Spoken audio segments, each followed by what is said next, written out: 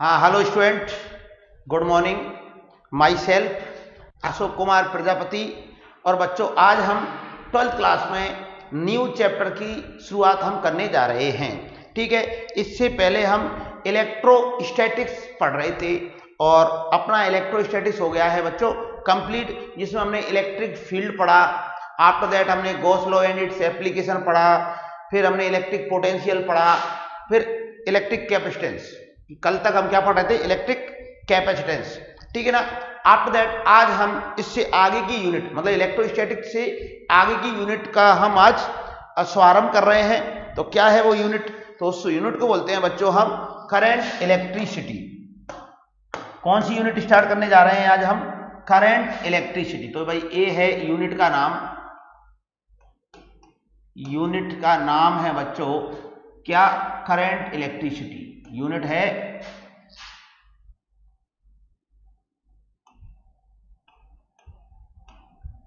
Current electricity.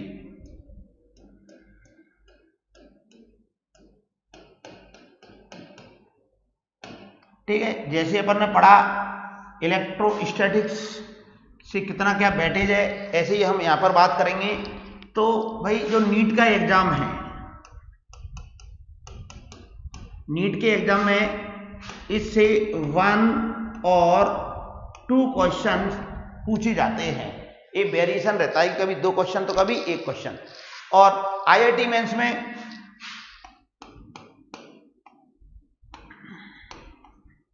इससे आता है 1 क्वेश्चन। तो ये है इस यूनिट की इंपॉर्टेंस ही हुई। और इसकी जो कंसेप्ट है करंट इलेक्ट्रिसिटी के, ये अपने को और भी आगे वाले चैप्टर में भी काम आते हैं बच्चों। ठीक है, तो ये यूनिट है। अब ये जो करंट इलेक्ट्रिसिटी है भाई, इसमें अपने आते हैं, अगर 12th क्लास की बात करें तो 2 चैप्टर से मिलकर बना है। कितने चैप्टर आते हैं इसमें? 2 चैप्टर आते हैं भाई। करंट इलेक्ट्रिसिटी के अंतर्गत 2 चैप्टर बच्चों आते हैं। जैसे अपन ने देखा है, किसमें देखा है? इलेक्ट्रोस्टैटिक्स के अंतर्गत। तो बच्चों इलेक्ट्रोस्टैटिक्स में हम क्या बात कर रहे थे? हम बात कर रहे थे भाई इलेक्ट्रोस्टैटिक्स में कि कितने चैप्टर आते थे। तो अपन ने अपनी बोर्ड, राजस्थान बोर्ड के अकॉर्डिंग 4 चैप्टर आते थे और एनसीईआरटी सीबीएसई बोर्ड में अपने 2 चैप्टर आते थे। इसी टाइप से हम बात कर रहे हैं करंट इलेक्ट्रिसिटी में कितने चैप्टर काउंट होंगे, तो ये 2 चैप्टर अपने आते हैं। ठीक है, तो आज हम नए चैप्टर की शुरुआत करेंगे। तो फिर तो नेक्स्ट है भाई चैप्टर। ठीक है, अब चैप्टर नंबर कितना है ये मैं यहां पर नोट नहीं कर रहा हूं। उसका रीजन क्या है? उसका रीजन ये है कि अलग अलग बोर्ड में एक चैप्टर जो है वो अलग अलग नंबर पर आ सकते हैं। फॉर एग्जांपल राजस्थान बोर्ड में ये चैप्टर 5वें नंबर पर आता है। तो भाई एनसीईआरटी जो सीबीएसई बोर्ड वाले बच्चे हैं उनके लिए जो चैप्टर है ये 3rd नंबर पर आता है। क्लियर? और भी अदर बोर्ड में अदर नंबर पर आ सकता है, बट जो अपन 12th ओवरऑल कोई सी भी बोर्ड हो, 12th का जो सिलेबस है वो जनरली कॉमन रहता है। ठीक है, इसमें थोड़ा बहुत माइनर चेंज हो सकता है, बाकी ऑलमोस्ट सभी बोर्ड में सिलेबस क्या एक जैसा है। तो हम बात कर रहे हैं इस चैप्टर की। क्या है चैप्टर का नाम जिसको आज हम शुरू कर रहे हैं? उसका नाम है बच्चों इलेक्ट्रिक करंट। क्या है? Electric current.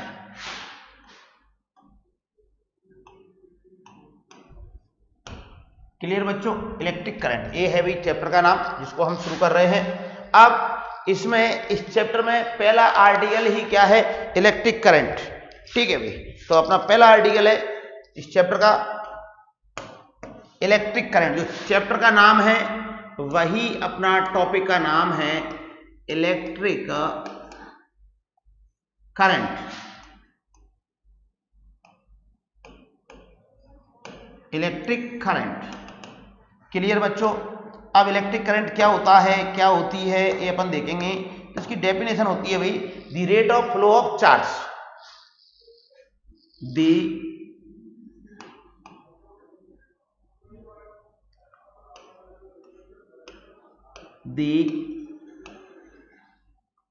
Rate of flow of charge. the rate of flow of charge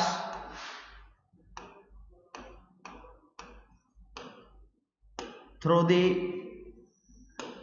conductor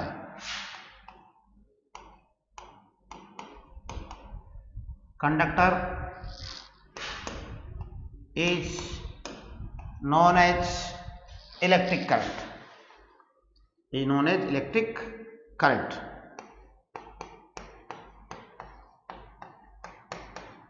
electric clear बच्चों, ये हमने देखा इस टाइप से। आफ्टर दैट हम आगे चर्चा करते हैं, दैट इज हम क्या बोल सकते हैं, rate of flow of charge. तो हमें इसको जनरली आई से नोट करेंगे, तो आई बराबर क्या हो जाएगा, Q upon T, where Q क्या है, टी टाइम में फ्लो होने वाला चार्ज है। Q क्या है, टी टाइम में फ्लो होने वाला चार्ज है। तो ये हमने इसकी डेफिनेशन वगैरह देखी।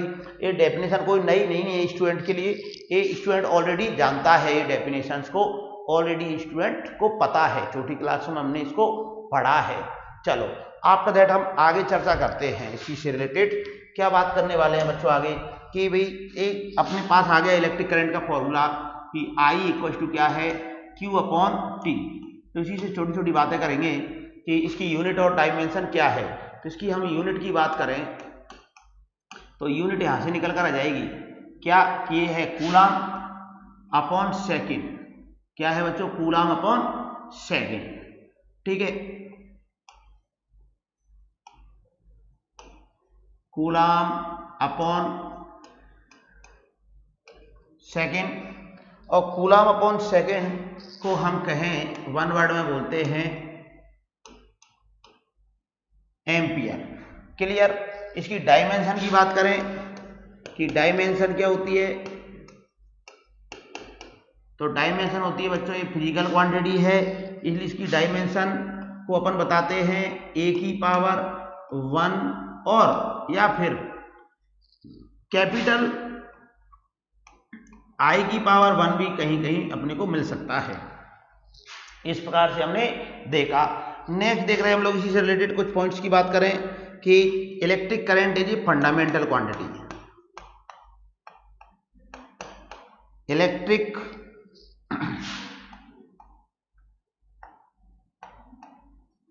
Current is a fundamental quantity.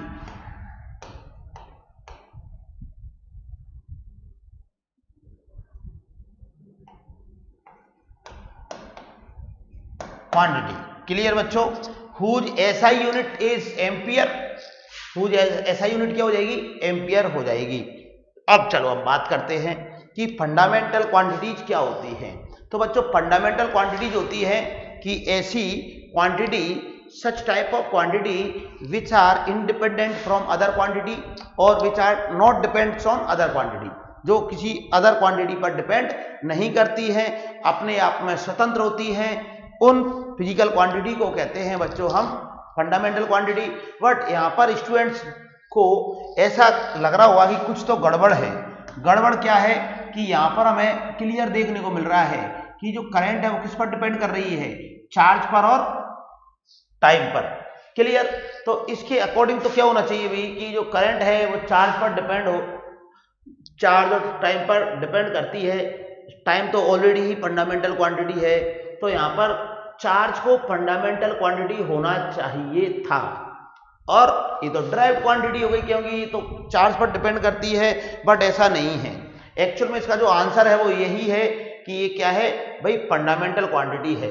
Electric current क्या है, फंडामेंटल क्वांटिटी है।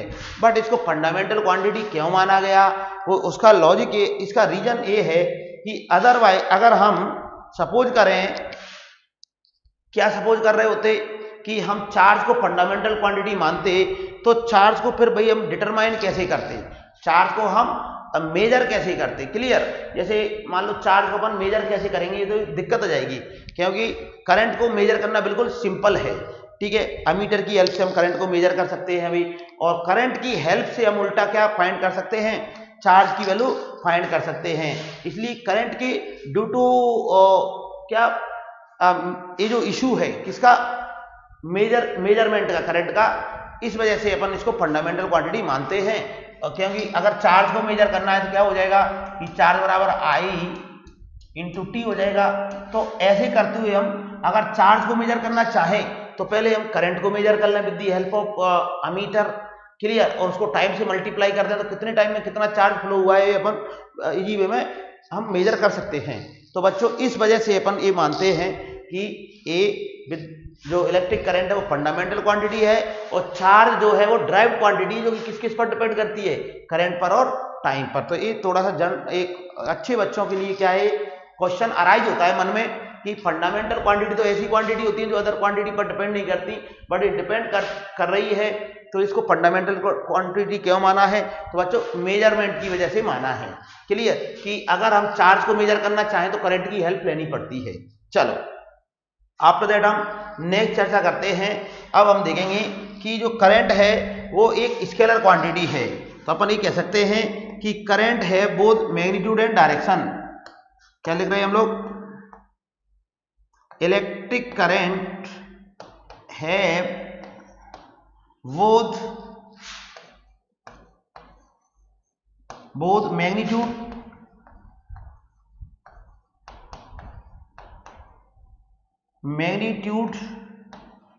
and direction, magnitude direction, but it is not vector quantity, it is scalar quantity, it is scalar quantity. तो बच्चों ये बात हमें मालूम होनी चाहिए कि करंट में क्या मान रहे हैं हम लोग कि करंट में जो है मैग्नीट्यूड और डायरेक्शन दोनों होती है। फॉर एग्जांपल सपोज करें इस वायर के अंतर्गत क्या देख रहे हैं हम लोग, इस वायर के अंतर्गत इस वायर से 2 एम्पियर की करंट पास हो रही है, वायर से 2 एम्पियर की करंट पास हो रही है और ये एरो है और करंट फ्लो की डायरेक्शन को शो कर रहा है। तो यहाँ पर ये जो 2 एम्पियर है ये क्या है, मैग्नीट्यूड है बच्चों, करंट का मैग्नीट्यूड है, और एरो का साइन क्या शो कर रहा है, एरो का साइन बता रहा है डायरेक्शन। तो मतलब दोनों चीजें हैं, इसके बावजूद भी ये कैसी क्वांटिटी है, इसके बावजूद भी ये है स्केलर क्वांटिटी, या बेटर कहें तो हम कह सकते हैं टेंसर क्वांटिटी। क्लियर बच्चों कि टेंसर क्वांटिटी की डेफिनेशन क्या होती है, टेंसर क्वांटिटी की डेफिनेशन यही तो होती है, हम 11th क्लास में पढ़ते भी हैं कि टेंसर क्वांटिटी क्या होती है कि ऐसी क्वांटिटी जिनमें मैग्नीट्यूड और डायरेक्शन दोनों होती हैं, बट ये वेक्टर लॉ को फॉलो नहीं करने की वजह से इनको हम टेंसर क्वांटिटी कहते हैं। अगर अब जनरली होता क्या है कि टेंसर क्वांटिटी को वेक्टर तो हम बोल नहीं सकते, तो फिर अगर 2 ही कैटेगरी में बांटना हो, वेक्टर और स्केलर, तो फिर हम 2 ही कैटेगरी में बांटते हैं, तो इनको क्या मानेंगे, इसको मानते हैं फिर हम स्केलर। क्लियर हो गई भी, तो ये स्केलर क्वांटिटी है क्योंकि ये वेक्टर लॉ को फॉलो नहीं करती है। जो वेक्टर एडिशन लॉ है, ट्राइंगल लॉ, पैरेललोग्राम लॉ, उसको फॉलो नहीं करती है। कैसे, इसको मैं समझा भी सकता हूं कि सपोज करें इधर से कितनी करंट आ रही है भाई, एक बार देखते हैं इसको,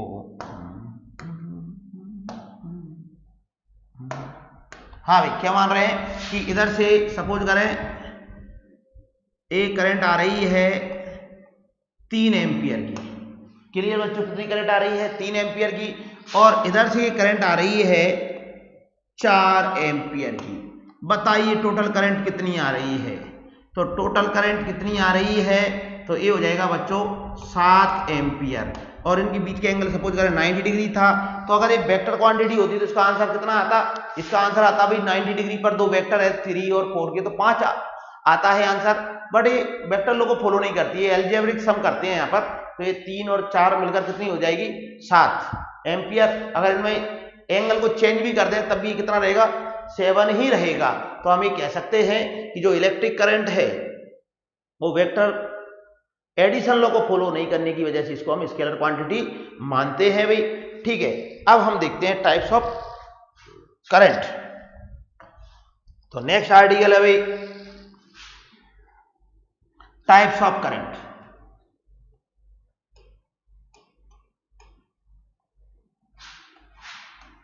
types of electric current. Current. Clear बच्चों। अब टाइप्स ऑफ करंट मैग्नीट्यूड की बेसिस पर हम टाइप्स ऑफ करंट ले रहे हैं, तो ए हो जाएगा बच्चों there are two types of current.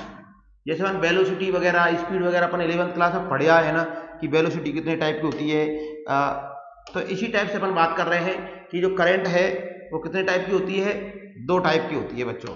कौन कौन सी होती है वो भी हम देख लेते हैं कि पहले टाइप की करंट तो है इंस्टेंटेनियस करंट और नेक्स्ट है एवरेज करंट। क्लियर भाई, इंस्टेंटेनियस करंट और एवरेज करंट, तो एक नाम हो जाएगा इंस्टेंटेनियस और एक हो जाएगा एवरेज करंट। क्लियर, तो ये हो जाएगा instantaneous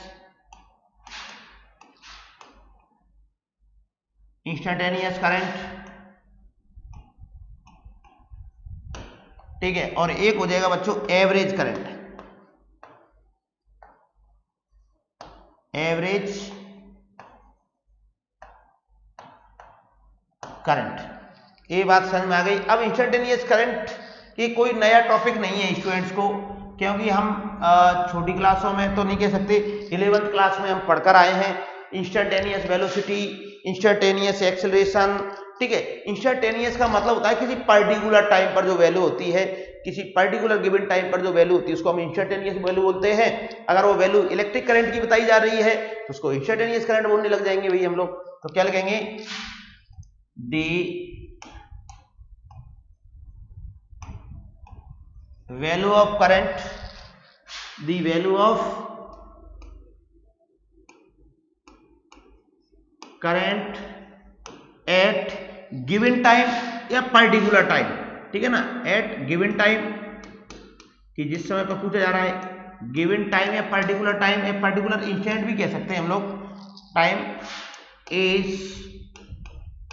non as instantaneous current. ठीक है, और इसको दिया कैसे जाता है बच्चों, इसको बताया कैसे जाता है, इंस्टेंटेनियस करंट को बताया कैसे जाएगा, तो मैं लिख रहा हूं कि आई इंस्टेंटेनियस बराबर ये हो जाएगा D Q upon D T. ऐसे करते हुए ये इंस्टेंटेनियस करंट का भाई फॉर्मूला हमने देखा है और समझा है, तो ये अपन को याद होना चाहिए। इंस्टेंटेनियस करंट का फॉर्मूला ऐसा है। आफ्टर दैट एवरेज करंट की बात करें भाई, तो एवरेज करंट तो क्या है यार, किसी पर्टिकुलर टाइम इंटरवल के लिए दिया जाता है। एवरेज करंट की जो वैल्यू है वो किसी पर्टिकुलर टाइम इंटरवल के लिए बताई जाती है। तो मैं यहां पर क्या लिख रहा हूं कि आई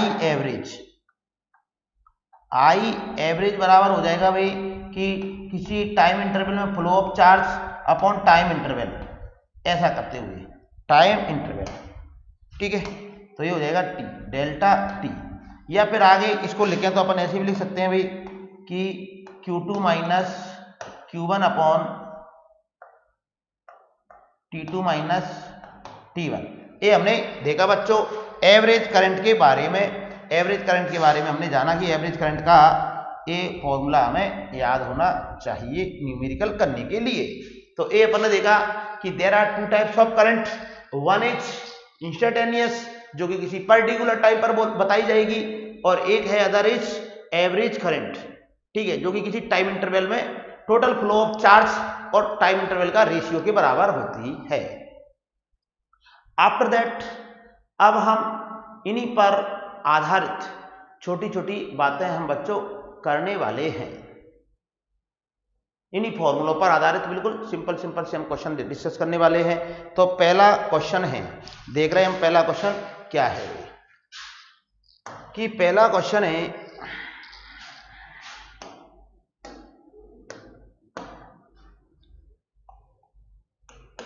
बच्चों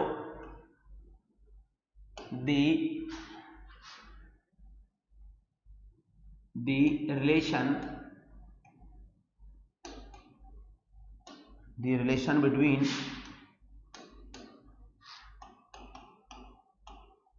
flow of charge and time, flow of charge Q and time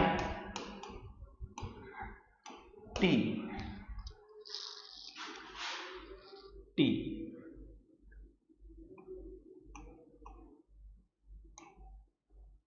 through the conductor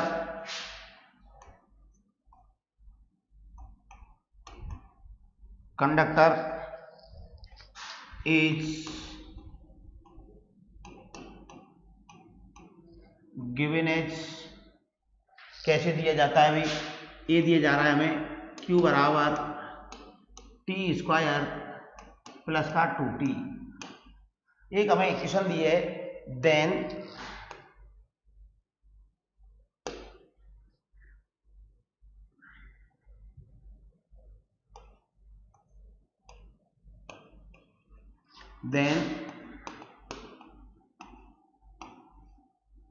find the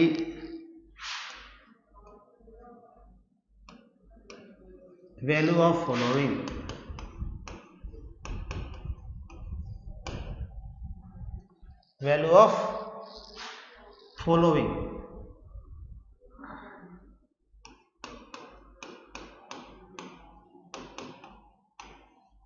पहला हो जाएगा बच्चों करंट एट टी बराबर 5 सेकेंड, और नेक्स्ट है बच्चों, नेक्स्ट क्या ले रहे हैं हम लोग, एवरेज करंट,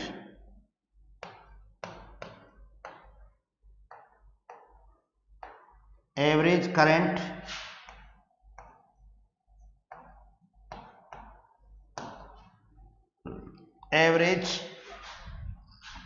इन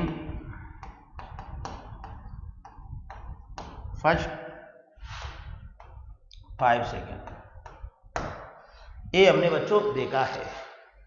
क्लियर कि करंट एट टी बराबर 5 सेकेंड, जो हमें पहला पार्ट दिया है उसमें जो करंट की वैल्यू पूछी जा रही है वो किसी पर्टिकुलर टाइम पर पूछी जा रही है भाई, ठीक है भाई, यहाँ पर जो वैल्यू है वो क्या है, एक पर्टिकुलर टाइम पर हमें पूछी जा रही है, इसलिए ऐसी करंट को बोलते हैं हम लोग इंस्टेंटेनियस करंट। और ये हम अच्छी तरह से जानते हैं भाई, क्या जानते हैं कि इंस्टेंटेनियस करंट आई बराबर क्या होता है, आई बराबर होता है बच्चों dq/dt, मतलब कि जो हमें इक्वेशन दे रखी है, रिलेशन दे रखा है टाइम और चार्ज का, उसको हम डिफरेंशिएट करते हैं टाइम के रेस्पेक्ट में, तो इसको हम डिफरेंशिएट करेंगे तो ये क्या हो जाएगा भाई, ये हो जाएगा आई बराबर dq/dt करेंगे तो ये पावर आगे जाएगी, तो ये हो जाएगा 2t प्लस का 2, ये आ जाएगा भाई 2t प्लस का 2 आ गया। अब देखो अपने को कितने टाइम में पूछा जा रहा है, 5 सेकंड पर, तो अपन क्या लिख देंगे, t बराबर 5 सेकंड पुट कर दो यार इसमें, तो i बराबर कितना आ जाएगा कि 2 × 5 + 2, तो बोलो बच्चों 10 और 2 12, कितना एम्पियर आंसर आ जाएगा इसका, 12 एम्पियर आंसर आ जाएगा। ये अपन ने देखा पहले पार्ट का आंसर। अगर अपने को इसी क्वेश्चन में बोला जाता कि स्टार्टिंग करंट बताइए, कौन सी करंट, स्टार्टिंग में कितनी करंट रहेगी, तो स्टार्टिंग की करंट के लिए टी की वैल्यू क्या पुट कर देते हैं हम लोग, 0, तो अपना को स्टार्टिंग की करंट आ जाती। या फिर मान लो 1 सेकंड पर पूछना होता करंट की, 1 सेकंड पर करंट की वैल्यू क्या होती, तो यहाँ पर 1 सेकंड पुट कर देते तो 4 एम्पियर आ जाता, 2 सेकंड 4 सेकंड जितने पर भी पुट करना चाहें, मतलब 2 सेकंड पर पुट करते तो कितना आ जाता, 2 × 4 + 2 6 एम्पियर। तो अब हमें इक्वेशन पता चल गई, तो अब कितने टाइम पर हम फाइंड करना चाह रहे हैं उतने पर हम कर सकते हैं। तो हमने ऑब्वियस इसमें तो 5 सेकंड पर फाइंड किया, तो ऐसे हम कर सकते हैं। आफ्टर दैट आगे चर्चा करते हैं। नेक्स्ट क्या है भाई, एवरेज करंट। तो एवरेज करंट का फॉर्मूला क्या होता है ये अपन देखते हैं। तो फिलहाल तो हमें Q बराबर क्या दे रखा है भाई, Q बराबर दे रखा है t² + 2t। तो इसमें बच्चों t1 बराबर मैं क्या पुट कर दूं, स्टार्टिंग का टाइम लेना पड़ेगा तो 0 पुट कर दें, तो Q1 बराबर कितना आ जाएगा, Q1 आ जाएगा बच्चों 0। तो एक बात तो हमें ये पता होनी चाहिए कि हमने t1 पुट किया तो Q1 ऐसा आ गया। फिर इसी टाइप से हमने इसमें कितने टाइम में पूछा जा रहा है, 5 सेकंड में, तो t बराबर इसमें पुट कर दिया हमने 5 सेकंड। t बराबर कितना पुट कर दिया बच्चों, 5 सेकंड। तो यहाँ पर जब 5 लिखेंगे तो कितना हो जाएगा, 25 + 2 × 2 5 10, तो ये जाएगा Q2 बराबर 35। इस प्रकार से अब हमें करंट फाइंड करनी है, तो कैसे हो जाएगा भाई, current average current I average बराबर हो जाएगा बच्चों delta Q upon delta T, या फिर बात करें हम लोग क्या बात करें Q2 minus Q1 upon T2 minus T1। तो इसमें वैल्यू पुट कर रहे हैं तो क्या हो जाएगा Q2 तो हो गया भाई कहां चला गया, ये रहा 35 माइनस का 0 अपॉन 5 माइनस का 0, तो बच्चों ए हो जाएगा कितना हो जाएगा देख रहे हैं हम लोग, तो ए हो जाएगा 35/5 बोले तो 7 एम्पियर। तो ये है एवरेज करंट का फॉर्मूला, सॉरी वैल्यू आ गई। ऐसे हम क्वेश्चन को करते हैं। आफ्टर दैट नेक्स्ट क्वेश्चन कर रहे हैं हम लोग। नेक्स्ट क्वेश्चन है भाई the value of current, the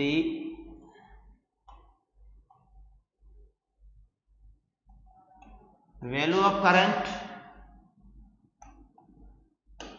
through the conductor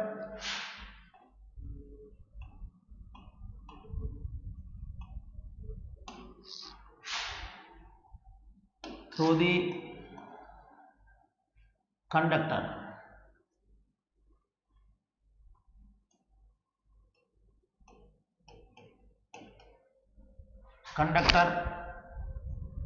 at time small t is given as I equals to 2t + 1 ampere. Clear. और जहां पर जो टाइम है वो है बच्चों सेकंड में। Then find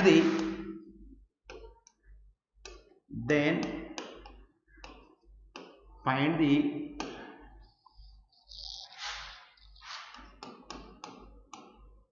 charge flow through the conductor, charge flow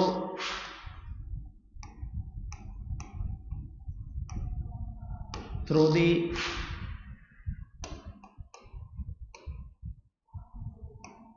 conductor in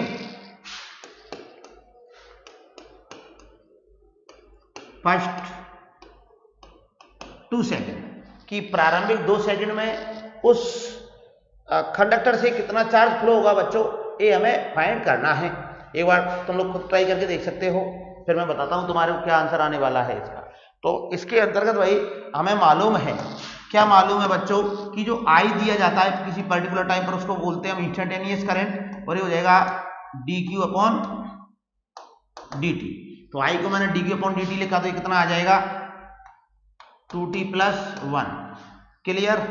after that इसको इधर लेकर गए तो ये कितना हो जाएगा dq बराबर 2t + 1 dt। क्लियर हो गया। अब इसको इंटीग्रेट कर देंगे हम लोग बच्चों। तो इंटीग्रेट करेंगे, तो इसको इंटीग्रेट करेंगे हम लोग इस टाइप से कि 2t + 1 कहां से कहां तक लिमिट लगा दें, 0 से लेकर q तक, और 0 से लेकर कितने सेकंड में पूछा जा रहा है 2 सेकंड में, 2 तक की लिमिट लगा दी। तो अब ये तो चार्ज हो जाएगा भाई q बराबर, अब बच्चों इसका हम इंटीग्रेशन करेंगे तो ये हो जाएगा t की पावर 1 है, तो 1 में 1 जोड़ दिया तो 2 हो जाएगा, ऐसे करते हुए प्लस t, 2 से 2 कट जाएगा भाई, और जो भी आएगा उसको मैं इधर लिख देता हूं।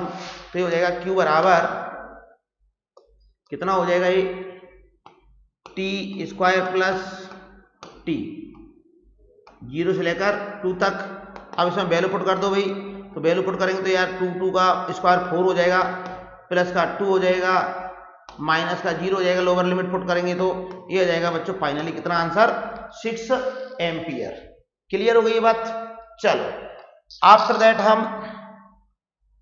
नेक्स्ट क्वेश्चन देखते हैं कि ऐसा नेक्स्ट क्वेश्चन अपने को देखने को मिल सकता है भाई। क्या है वो नेक्स्ट क्वेश्चन, कि नेक्स्ट क्वेश्चन है बच्चों कि हम ऐसे बात कर सकते हैं, अपन लिखेंगे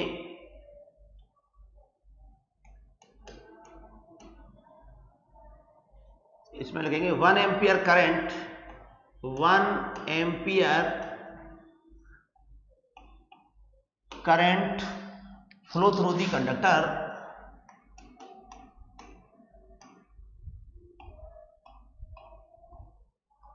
flow through a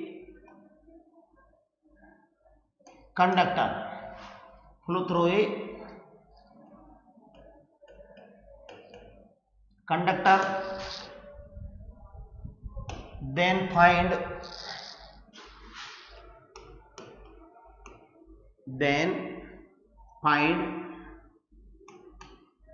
number of free electrons passes through a cross section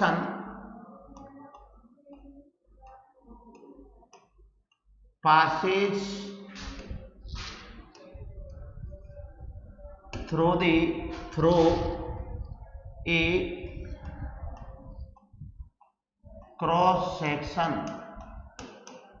cross section of conductor.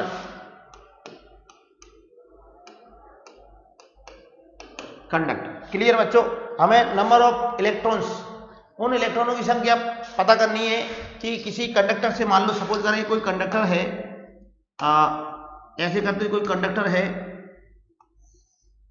और उस कंडक्टर से होकर 1 एम्पियर की करंट फ्लो हो रही है। कितने? 1 एम्पियर।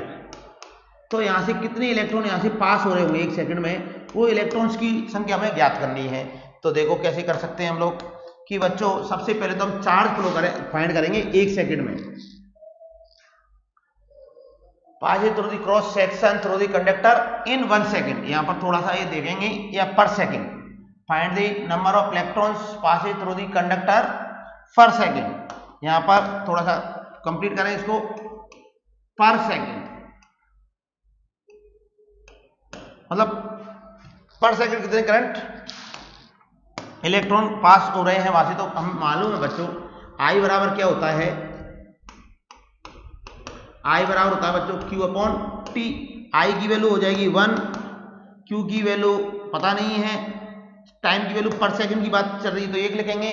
तो यहां से चार्ज बराबर क्या आ जाएगा, 1 कूलम आ जाएगा भाई। ठीक है, अब 1 कूलम चार्ज कितने इलेक्ट्रॉन्स के बराबर होता है तो ये अपन पढ़ चुके हैं यार, क्वांटाइजेशन ऑफ चार्ज में भी बताते हैं इस बात को कि Q बराबर n ही होता है। तो n बराबर कितना हो जाएगा, Q अपॉन E हो जाएगा यहाँ पर। तो n बराबर Q की जगह मैं 1 पुट कर दूंगा 1 कूलम, E की जगह हो जाएगा 1.6 इंटू 10⁻⁻19। जब इसको हम सोल्व करेंगे तो मैं डायरेक्ट ही लिखकर बता देता हूँ, या सोल्व कर लो भाई। इसको अपन ऐसे लिख सकते हैं, ऊपर लेकर जाएं इसको तो ये हो जाएगा 100/16 इंटू 10⁻19 पर 0 इधर ले ली तो 10⁻18। इसको हम सोल्व कर रहे हैं बच्चों 10⁻18। तो ये n बराबर आ जाएगा फाइनली 6.25 इंटू 10⁻18 इलेक्ट्रॉन्स उस क्रॉस सेक्शन से पर सेकंड पास हो रहे होंगे भाई। तो ये अपन ने देखा बच्चों। तो आज की क्लास में हमने इलेक्ट्रिक करंट से रिलेटेड बिल्कुल बेसिक जनरल बातें की हैं बच्चों। अब बाकी तो आज के लिए इतना ही सफिशिएंट, बाकी की बातें हम लोग नेक्स्ट क्लास में करते हैं। थैंक यू बच्चों।